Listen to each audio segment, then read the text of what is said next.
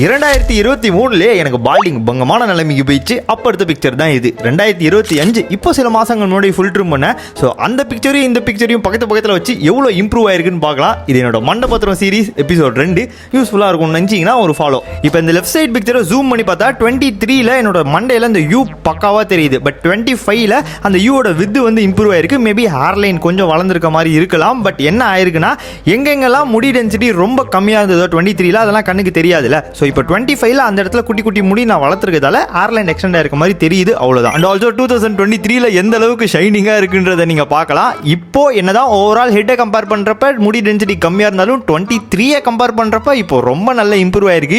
Maybe கொஞ்சம் கிராஜுவலாக improve ஆகிட்டு இருக்குன்னு நினைக்கிறேன். மேபி இப்போ நான் ஃபுல் ட்ரிம் பண்ணியிருக்கிறதால உங்களுக்கு எனக்கு முடி கம்மியாக இருக்கிறது வந்து ஈஸியாக நோட்டீஸ் ஆகப்படலாம். பட் இப்போ இருக்கிற இந்த முடி நல்லா வளர்ந்து நல்ல டென்சிட்டி இம்ப்ரூவ் ஆச்சுன்னா உங்களுக்கு பார்க்கும்போது அப்படி தெரியாது. இதை பற்றி நான் ஆல்ரெடி ஒரு ரீலில் சொல்லியிருக்கேன், விஷுவல்ஸும் காமிச்சிருக்கேன்னு நினைக்கிறேன். ஓகே, உங்களுக்காக திரும்ப ஷார்ட்டாக சொல்கிறேன். 2023ல நான் இப்படி இருந்தேன்னா 24ல ஒரு நல்ல ஹேர் கேர் ரூட்டீன்லாம் ஃபாலோ பண்ணி செம க்ரோத் எடுத்துகிட்டு வந்தேன். மண்டை நல்ல ஃபில்லாக இருந்தது, peak growth.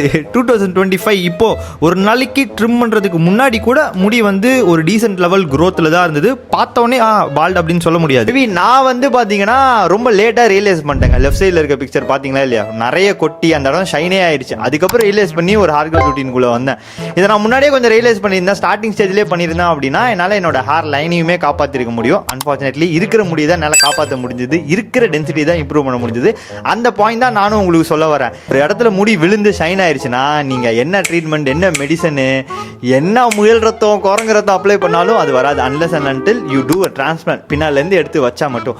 So that's what மக்களே. என்ன பண்ணலாம், என்ன பண்ணக்கூடாது, இதெல்லாம் பற்றி தான் அப்கமிங் ரீல்ஸ்லையும் வீடியோலையும் ஷேர் பண்ணலான்னு இருக்கேன். உடம்பு பார்த்துக்கோங்க, மனசு பார்த்துக்கோங்க, மண்டை பத்திரம். டாடா.